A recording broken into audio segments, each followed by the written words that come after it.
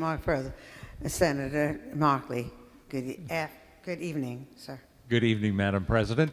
And I can hardly resist my colleague Senator Boucher's invitation to give the case for voting against this budget. I won't leave her in suspense, and I probably don't have anyone else in suspense about what I was going to do anyways. I might say that I have what I could call traditional reasons for voting against it, if not to anyone else traditional to me. And I would say the first of them is that I have run for this office 6 times, 5 times successfully and once not.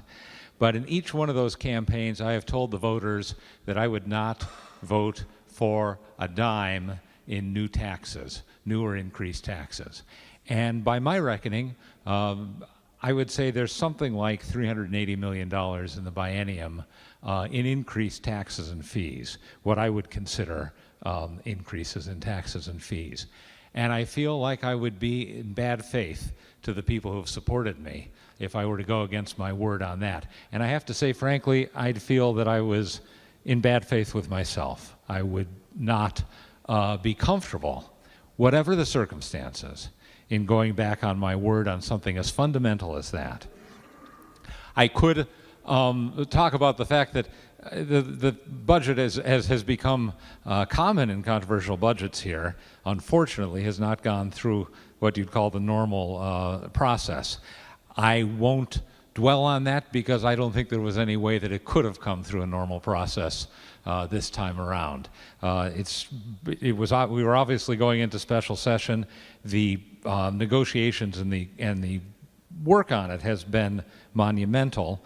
And late as we are and close as we are to the cliff created by the governor's executive orders, I understand the need to move quickly on this, more quickly than I'm comfortable with.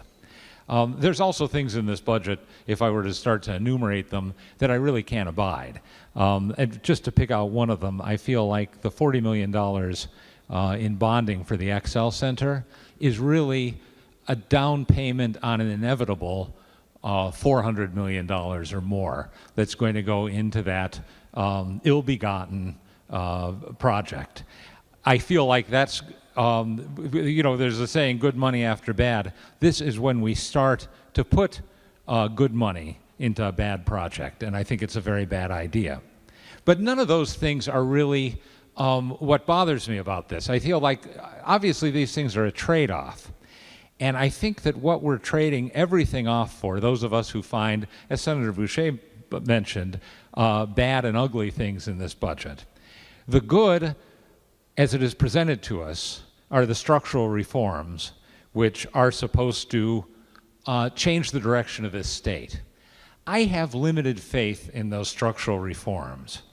I'm not convinced that the caps we're creating, the spending cap, the bonding cap, or the voting on the union contracts is necessarily going to make that much of a difference.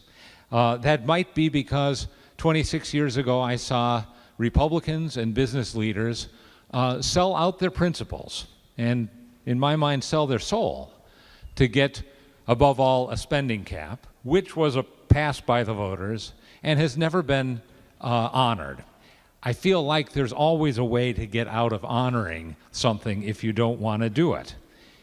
All these things are aimed at binding future legislators rather than doing here and now what we can do, what we must do to put the state on the right track. I've had occasions, especially recently, to talk about history, and sometimes in discussing it, I use the term the arrogance of the present, which is when we look back on things with what we know now and how we feel now, and make judgments about how people acted in a very different world. I feel there's a kind of an arrogance of the present in what we're trying to do now to the future. We're trying to dictate to it. And I don't think the future is inclined to listen to us. I believe that responsible legislators will behave responsibly.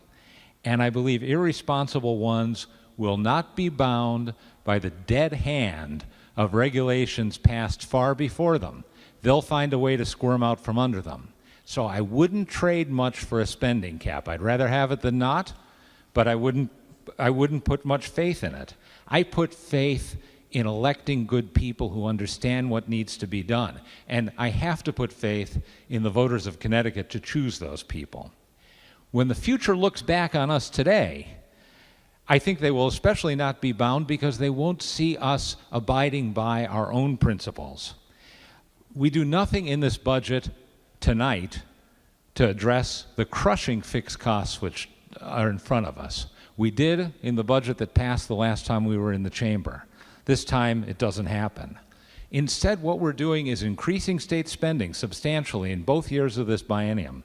3.8% in 2018, 5.1% in 2019. And we're doing that despite making reductions in the second year in payments to many of our towns, something that we have spoken against doing as a tax increase by other means. For years as Republicans, we have said that we can't keep increasing taxes and we can't keep increasing spending. But this budget does both of those things. I think it's a mistake for our state, and I think it's a mistake for our party. And despite the good things in it, and despite especially the extraordinary work that has been put into it by people that I respect highly, I cannot support this budget. Thank you. Will you